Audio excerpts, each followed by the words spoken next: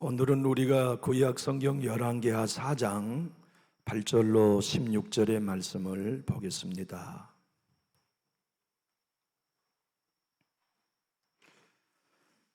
열왕기하 4장 8절로 16절, 제가 먼저 8절을 받들겠습니다. 하루는 엘리사가 수넴에 이르렀더니 거기에 한 귀한 여인이 그를 간권하여 음식을 먹게 하였으므로 엘리사가 그곳을 지날 때마다 음식을 먹으러 그리로 들어갔더라.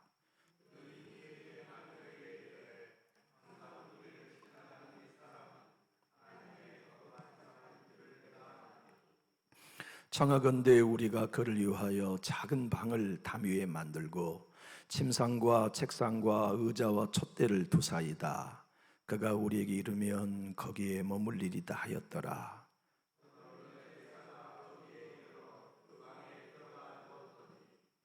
자기 사환 게하시에게 이르되 이 수넴 여인을 불러오라 하니 곧 여인을 부르매 여인이 그 앞에 선지라.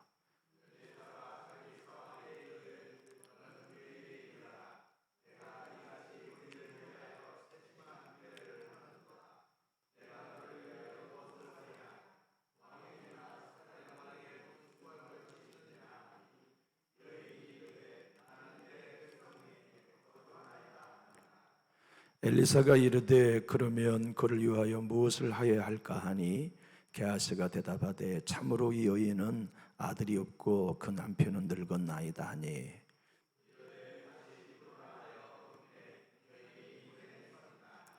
엘리사가 이르되 한 해가 지나 이때쯤에 내가 아들을 낳으리라 하니 여인이 이르되 아니로소이다. 내 주 하나님의 사람이여 당신의 계집종을 속이지 마옵소서 하니라. 아멘. 우리는 엘리사가 훌륭한 선지자였다는 걸 성경을 통해서 알지만 그 시대의 사람들은 그렇지 못했습니다. 저 사람이 무슨 하나님의 사람이야, 저 사람이 무슨 선지자야 하고 존중하지 못할 요인이 엘리사에게는 많았습니다. 지난번에도 설교했던 것처럼 그는 대머리였기 때문에 거룩한 하나님의 사람으로서 실격받은 사람이었습니다. 더군다나 공부했던 지체 높은 귀 가족의 가문 속의 자제도 아니고 어제까지만 해도 생기를 함께 몰던 농부에 지나지 않았습니다. 그런 그가 어느 날 갑자기 선지자가 되었다는 것은 주변의 사람들이 쉽게 받아들이기 어려운 변화였을 것입니다. 우리 예수님은 그래서 선지자는 고향에서 인정받지 못한다 말씀하신 것이 사실인 것 같아요. 제가 저희 아버지 생전에 계실 때 칠순 잔치를 저희 형님들이 서울 호텔에서 이제 가졌어요. 그런데 이제 호텔에 제 아내도 그때 저랑 같이 엘리베이터를 탔는지 모르겠습니다만은 엘리베이터로 이제 연회장으로 올라가는데 저희 고향 7살 형님이 딱 엘리베이터에서 저를 만났어요. 근데 그 엘리베이터에는 저와 그 형님만 있었던 게 아니고 서울에 호텔에 온 손님이 많이 있었어요.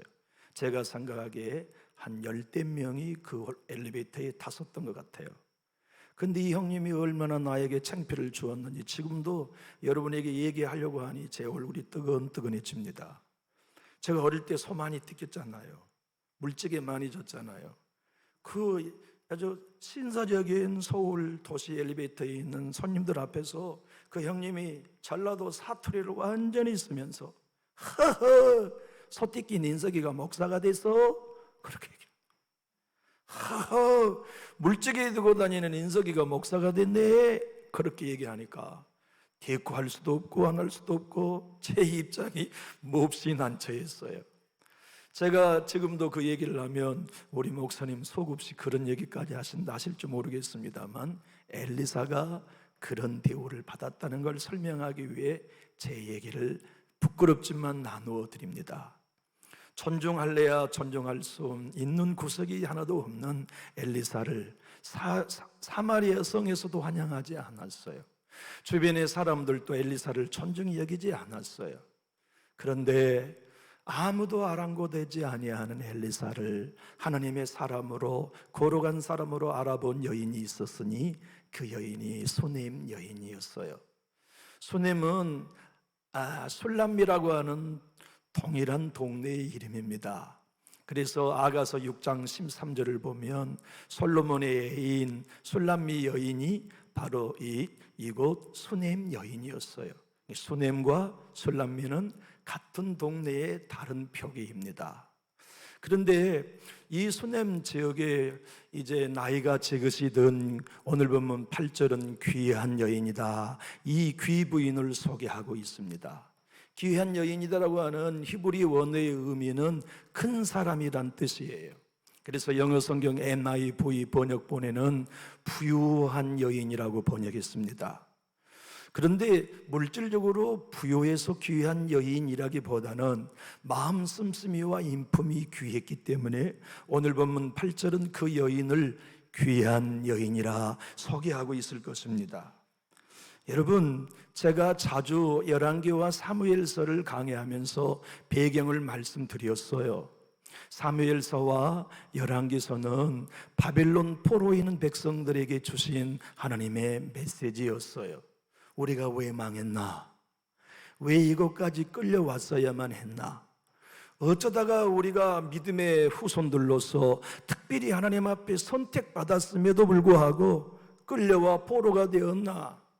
승리는 우리 것이 되는데 패배가 우리의 것이 되었고, 영광이 우리 것이 되는데 이토록 비참함이 우리의 것이 되었다고 하는 그들의 의문에 대한 해답으로서 이것 때문이야 하고 제시하신 하나님의 메시지가 열왕기서의 말씀이에요.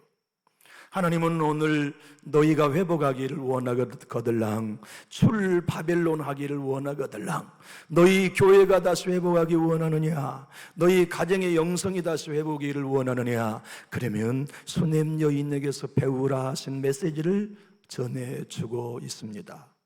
하나님께서 오늘 바벨론 포로의 백성들에게나 2500년이 지난 우리들에게도 여전히 회복하기를 원하는가? 그대의 가정의 영적인 환경이 회복되고 그대의 교회가 회복되기 원하는가? 한국 교회가 회복되기 원하는가? 그러면 수넴 여인에게서 배우라. 그것이 뭐냐면 하나님의 사람을 존중하라 하시는 메시지였습니다. 존중은 사뭇 중요한 주제 같아요. 가정에서도 존중이 없다면 가정이 세워지기가 어렵고, 교회에서도 존중이 없다면 교회가 세워지기가 몹시 어렵겠죠. 하나님의 나라는 존중으로 세워집니다. 하나님을 존중하고, 하나님의 말씀을 존중하고, 하나님의 백성을 존중하고, 이 사람은 거룩한 하나님의 사람입니다. 하나님의 사람이여 나를 속이지 마시옵소서. 하나님의 사람을 모두가 알아보지 아니하는 그때, 어느 누구도 존중하지 않는 대머리요, 엊그제까지만 해도 잔기질했던 촌뜨기가 선지자가 되었다네. 존중하지 않았지만 수넴 여인은 알아보았습니다. 그래서 자기 집 앞을 지날 때마다 간권하여서, 간권했다는 히브리의 원어의 의미는 딱 달라붙었다는 뜻입니다. 그 여인은 엘리사가 하나님의 사람, 거룩한 사람인 걸 알았기 때문에 딱 달라붙었어요. 자기 집에 초대하여 식사를 매번 대접해요. 식사를 대접하는 걸로 만족하지 아니하고 남편에게 여보 청컨대 부탁이 있습니다. 그래 뭐요?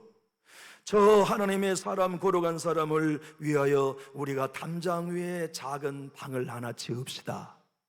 그리고 거기에다가 침대도 하나 짜고 책상도 하나 놓고 촛대도 그 사이에 놓고서 주의 거룩한 하나님의 사람이 오실 때마다 우리 집에서 머물고 쉴 수 있게 해드립시다. 그래서 부부가 마음을 같이 하여서 이 엘리사를 위하여 집 한 2층에 집 한 채를 짓고 거기에다가 그들이 계획한 침대, 책상, 촛대들을 놓고서 숙식을 대접했어요. 그때 엘리사는 어디에 거해 있었냐면 이 수넴이라고 하는 곳에서 24km 떨어져 있는 호렙산에서 기거하고 있었어요. 그는 소도 다 잡았고 창기도 쪼개서 소를 삶은 데 사용하면서 가진 게 아무것도 없는 가난뱅이였어요. 입을 옷도 없고 기거할 것도 없는 그에게 하나님은 그를 힘주시고 위로하고 격려하시기 위해 수냄 여인을 만나게 하셨어요. 수냄 여인이 그에게 기거할 집을 제공하였습니다. 먹을 양식을 제공했습니다. 삶의 피곤함을 회복할 수 있도록 안식처를 정해 주었지요. 천중은 이토록 수냄 여인에게서 엘리사를 향하여 감당할 수 없을 만큼 깊고 크게 쏟아붓게 하셨습니다. 하나님의 사역을 감당하는 데 있어서 많은 사람들은 존중보다 핍박을 많이 받는 게 사실이죠. 어떤 선지자가 존중을 더 많이 받은 선지자가 있습니까?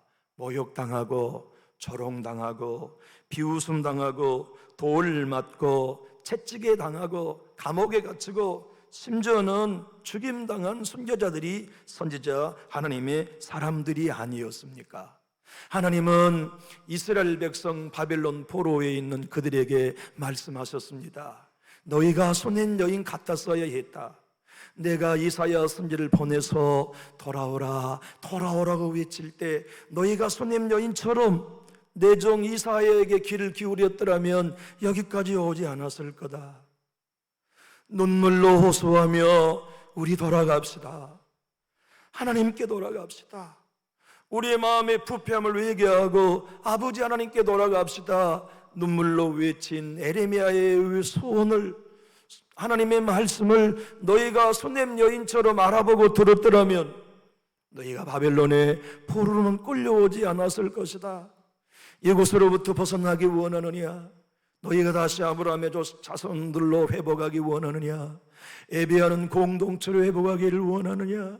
나의 영광에 머무는 선민으로 회복하기를 원하느냐? 그렇다면 수냄 여인에게서 배워라. 존중을 회복하라. 사랑하는 교회 여러분, 우린 이 시대에 너무나 많은 걸 잃고 살고 있습니다. 물질은 조금 넉넉해졌을지 모르겠습니다. 삶은 그전보다 기름지다고 할지 모르겠지만 믿음은 그전보다 턱없이 상실된 시대에 우리는 살아가고 있습니다. 기도의 열의를 잃어버린 시대, 성령의 감동과 충만을 잃어버린 시대, 무엇보다도 우리는 존중을 잃어버린 시대에 살아가고 있습니다.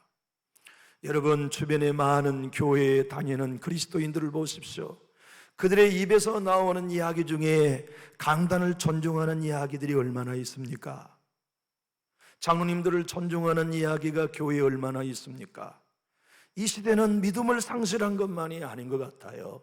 성령의 감동만을 상실한 시대가 아니라 존중을 다 상실한 시대에 우리가 살아가고 있어요.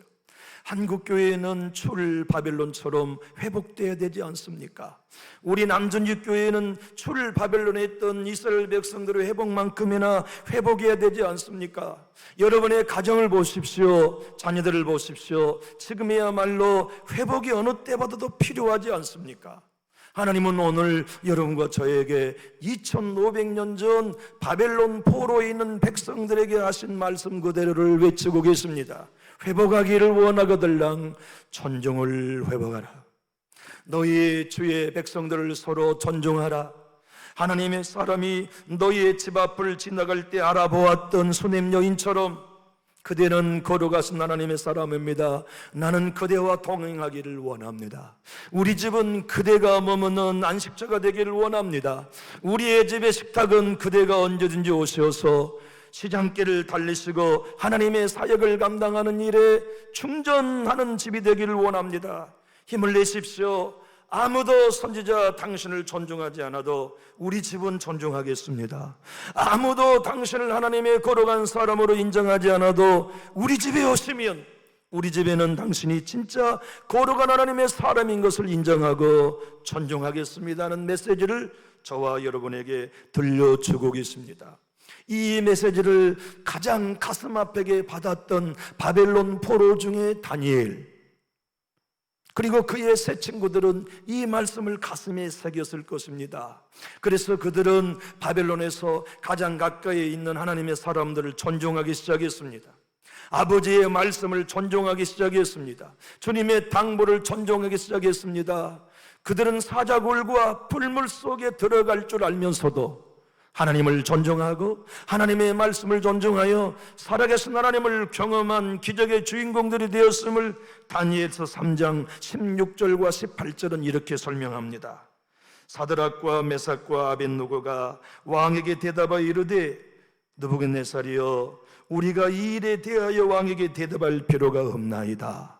왕이여, 우리가 섬기는 하나님이 계시다면 우리를 맹렬히 타는 불무 가운데에서 능히 건져내시겠고 왕의 손에서도 건져내시리이다.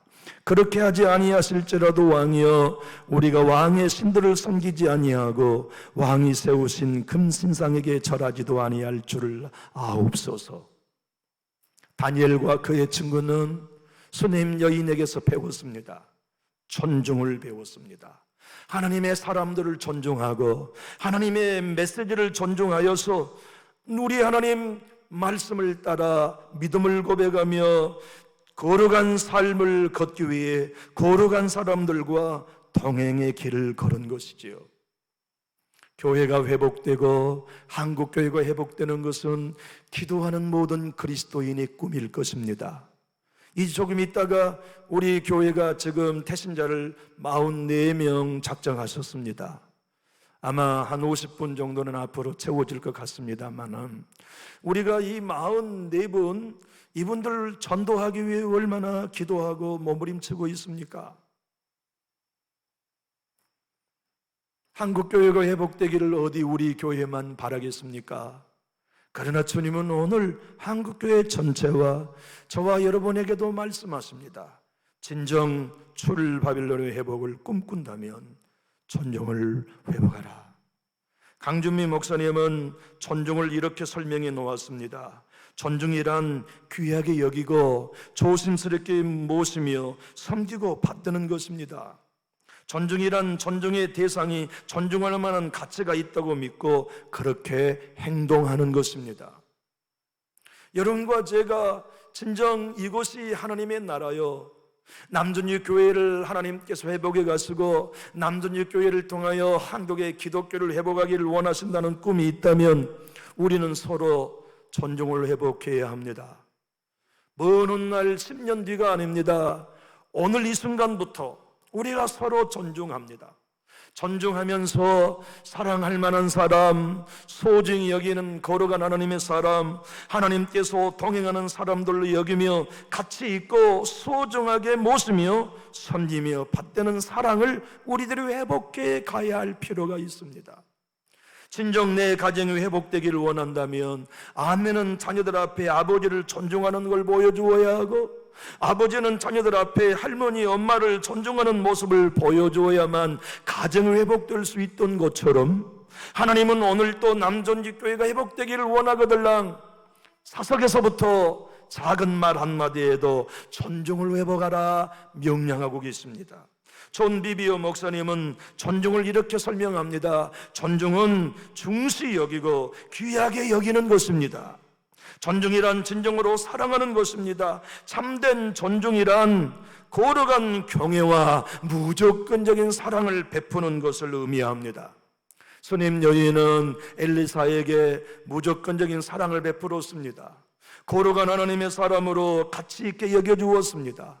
앞으로 그를 통하여 이 나라에 장래가 달려있다는 걸 믿었고 하나님의 뜻이 선포되고 성취될 것을 그 여인은 믿었습니다. 그래서 그는 자기의 행동과 물질과 식사와 삶의 모든 환경을 동원하여 엘리사를 존중했습니다.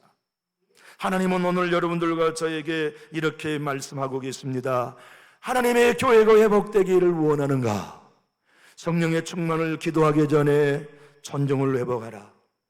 하나님의 은혜가 넘치도록 부어주시기 전에 존중을 회복하라. 사람은 누구나 연약합니다. 여러분과 저도 연약하고 특별히 목사인 저는 더 연약하고 우리 박윤균 장로님도 연약하시고 정장로님도 연약하세요. 제가 목사가 되는 이유는 하나님이 뽑아 세우셔서 목사가 된 것이지 여러분보다 나아서 된 게 아닙니다. 우리 장로님들도 장로님이 되신 것이 하나님이 뽑아 세우셔 장로님 되신 것이지, 여러분이 모든 유업권에 존중할 만한 이유가 있어서 목사와 장로가 된 것이 아니지 않습니까? 우리는 모두 다 연약한 사람입니다. 그래서 존중이 필요합니다. 하나님의 사람은 이렇게 말합니다. 우리는 수냄 여인을 통해서 배워야 합니다. 이 시대의 영적 지도자들은 수냄 여인처럼 소중히 여기는 존중을 어느 때보다도 받아야 하는 시대입니다. 어떤 하나님의 사람들이라도 연약하지 않는 사람은 한 사람도 없습니다. 특별히 요즘 한국교회에는 목회자와 선교자가 너무 많이 배출되다 보니까 영적 지도자들에 대하여 너무 소홀히 여기는 경향이 짙습니다.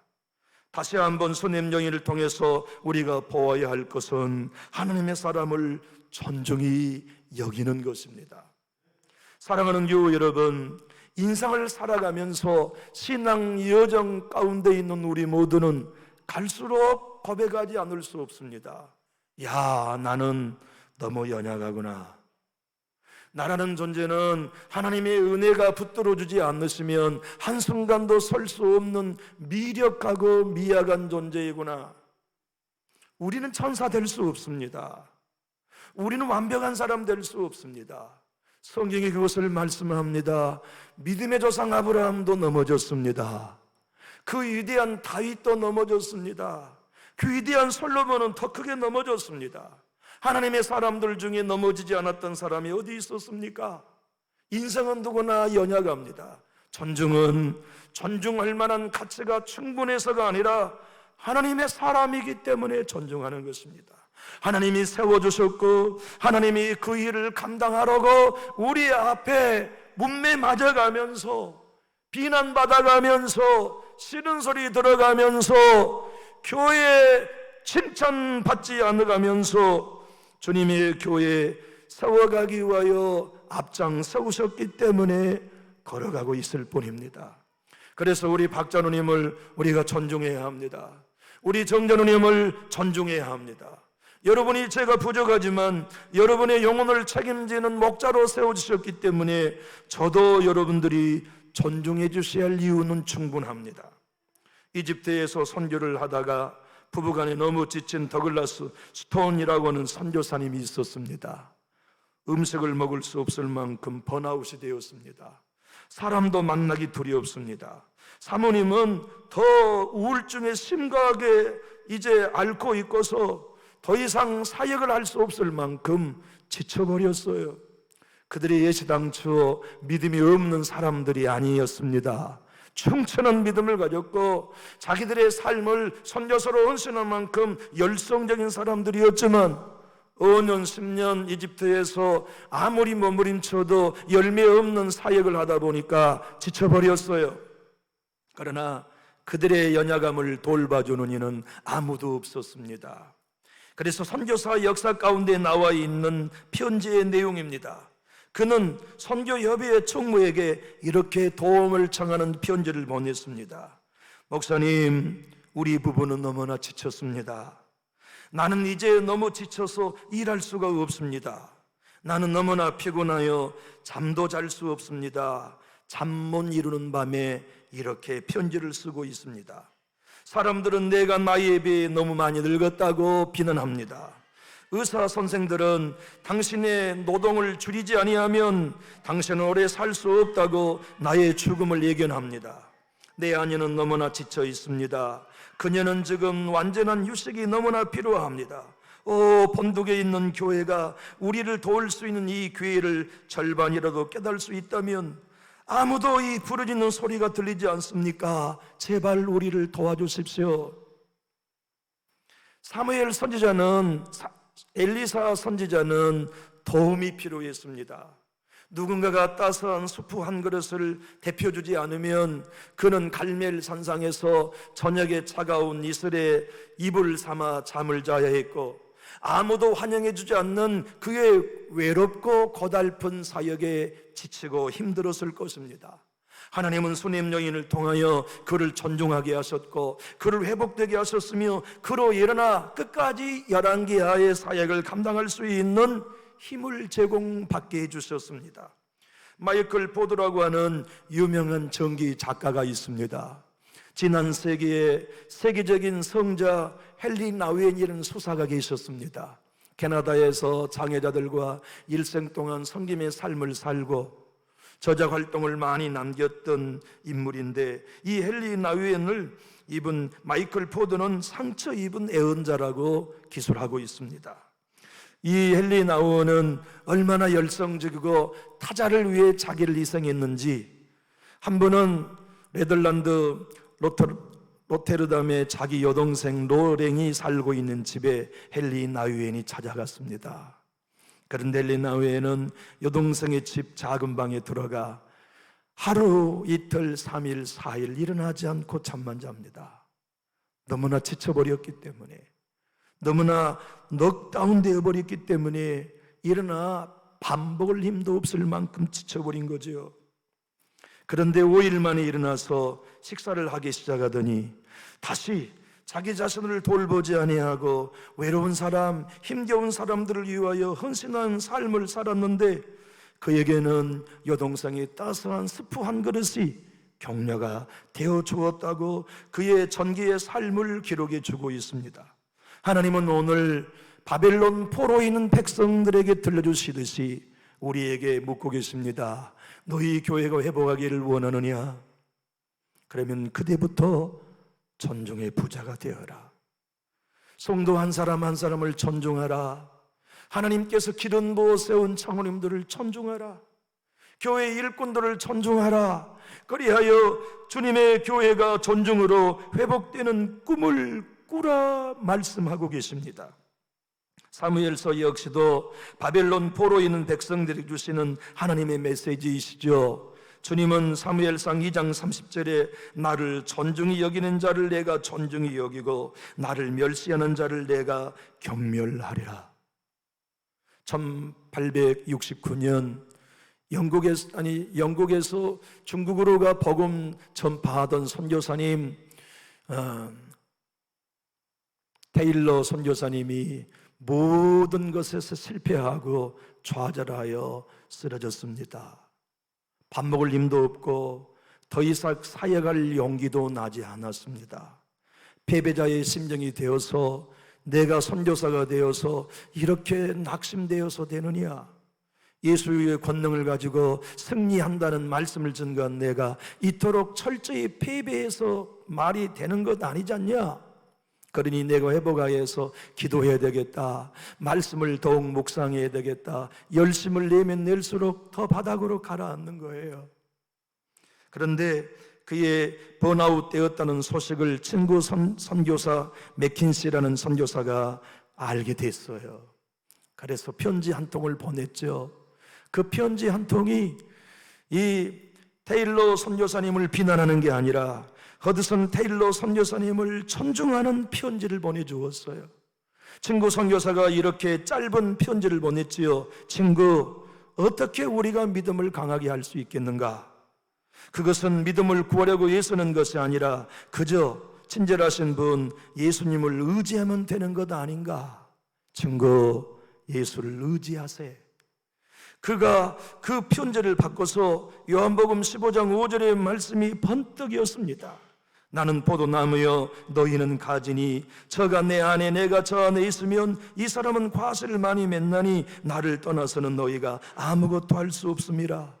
내가 왜 예수께 달라붙으려고 애썼지?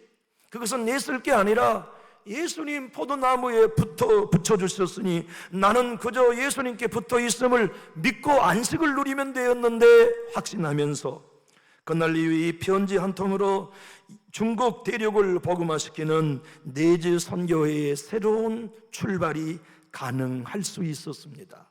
존중, 그것은 누구라도 다시 일으켜줄 수 있는 하나님의 방법이지요. 하나님의 사람들을 보십시오. 영의 사람들을 보십시오. 진정 성령의 사람들을 보십시오. 그들의 눈빛은 존중으로 가득합니다. 그들의 언어는 존중으로 충만합니다. 그들의 관계는 언제나 자극 하나를 섬기면서도 존중을 나누고 존중을 베풀고 존중을 마시고 존중을 소유하고 있는 것을 보게 되지요. 사랑하는 교회 여러분, 분명 이 시대는 많은 걸 상실한 세대가 맞습니다. 믿음을 찾아보기 어려운 상실의 시대요, 열정을 잃어버린 상실의 시대요, 성령 충만을 잃어버린 상실의 시대요, 우리 주님이 마태복음에서 말씀하신 것처럼 피리를 불어도 춤추지 않는 시대요, 가슴을 쳐도 울지 않는 시대에 우리는 살아가고 있는 것이 맞습니다. 여러분, 우리 교회가 진정 한국교회와 함께 출 바빌론의 회복을 꿈꾼다면 하나님은 우리에게 오늘 또 말씀하십니다. 수냄 여인에게서 배우라, 존중을 회복하라. 그대들의 공동체 속에 하나님이 맡겨주신 성도 한 사람 한 사람을 존중하고, 그대들 앞에 용돈 받는 것도 아니고 성도님들에게 선물 받는 것도 아니고 차대접 하나 받는 것도 아닌 그대들의 앞장선 헌신자 장로님들을 존중하라. 권사님들을 존중하라. 부족하지만 하나님의 거룩한 사람들을 존중하라. 그리하여 서로 격려하고 하나님이 회복시키시는 한국교회 회복이 그대의 교회에서부터 시작받으라 하신 하나님의 응원을 우리는 듣게 됩니다. 교회 여러분, 우리의 짧은 인생의 여성의 신앙 기간 동안 우리 교회는 존중을 회복합시다. 그래서 언제든지 누구라도 존중하며 주님의 말씀을 따라 회복을 경험하는 우리 교회 되기 원하시면 우리 가장 큰 소리로 아멘합시다. 기도하겠습니다.